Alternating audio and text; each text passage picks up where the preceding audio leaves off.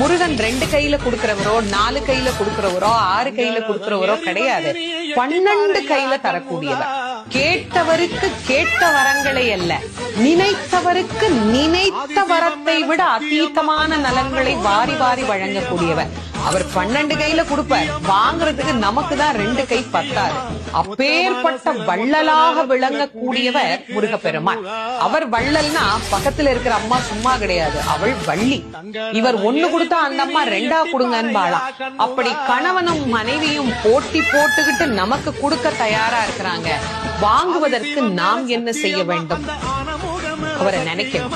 எப்படி நினைக்கணும்? அரை நிமிஷமாவது நினைக்கணும்.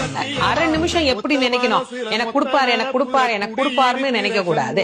முருகப்பெருமானை உள்ளம் உருகி, அந்த உள்ளம் உருகுகிற போதே நமக்கு அப்படியே கண்களில் இருந்து ஆனந்த கண்ணீர் அப்படியே பெருகும். அந்த கண்ணீர்